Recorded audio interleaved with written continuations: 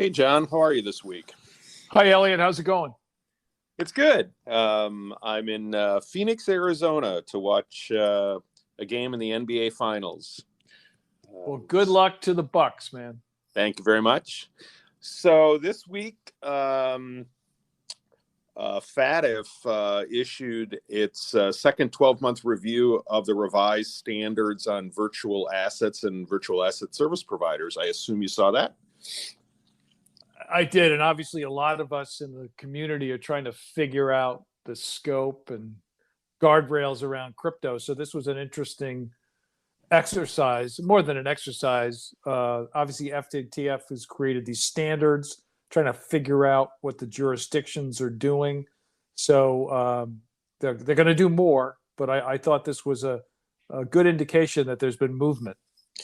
Yeah, so back in, if I've got my timing right, back in 2019, they issued the original standards.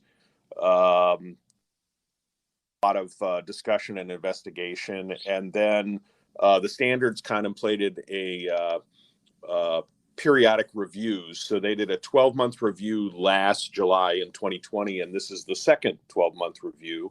One of the things they pointed out is in addition to the 38 members of FATF, they had 90 other members who actually participated in the review and this is a self-reporting process. Right. And it's interesting, they pointed out, for example, the challenges of virtual currencies and other virtual assets as it relates to the increasing challenges of ransomware and things like that. Right. And one of the other things that sort of stuck out from my perspective was the metrics on peer-to-peer transactions. They said based on what they've seen and input from, I think, 7 blockchain analytic companies, they said that there's a potentially significant amount of virtual assets that are transferred in that space, peer-to-peer.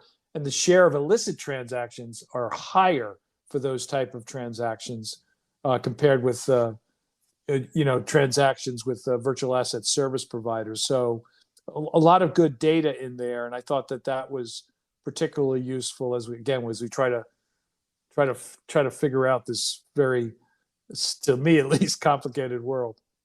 The other thing that I thought was, I agree with you. I thought that was interesting. The other thing that caught my eye was the fact that the report talks about one of the ways they're measuring effective implementation of the standards is how many countries or participating organizations, what the adoption, the adoption of the travel rules. So for our listeners, right.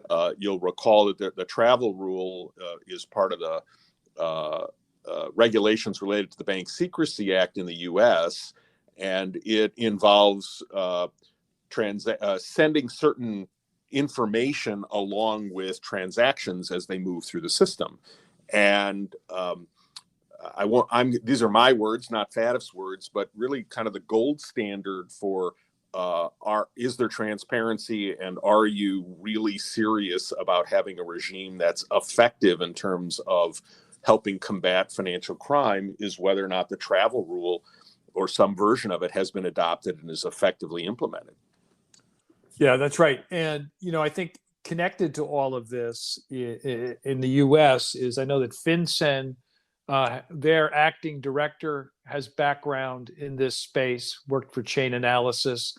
They've added a new staff person with that background. And then the other thing that just struck me this morning, Elliot, in the news was in the U.S. Senator Elizabeth Warren, who's on the Senate Banking Committee, has sent a letter to the SEC basically saying that the risk to consumers by what she's calling the highly opaque and volatile cryptocurrency market is a problem, and blasted its lack of regulation. So sort of consistent with, FATF is trying to figure out where the gaps are, where the issues are.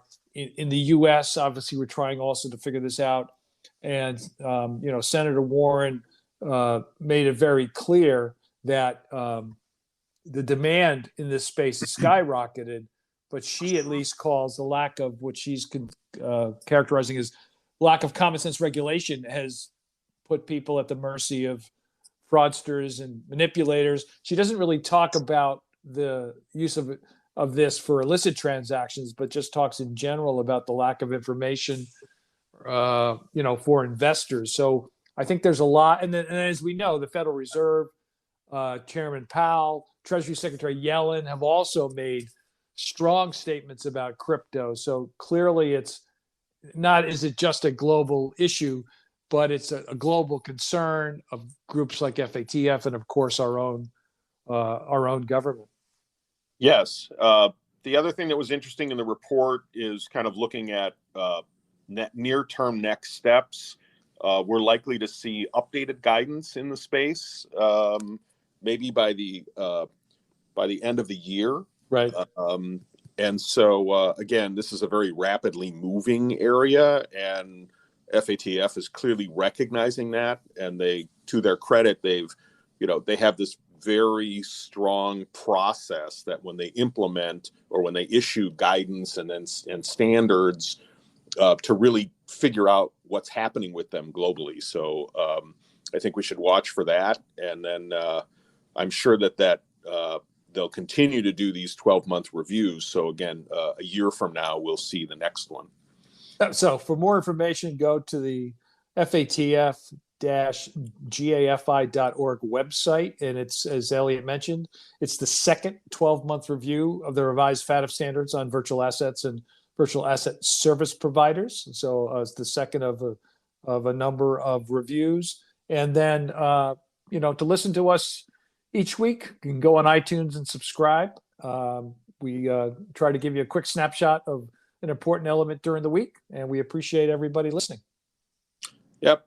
You have a really good weekend, and stay safe. I'll talk to you next week. All right. Go Bucks. Bye-bye.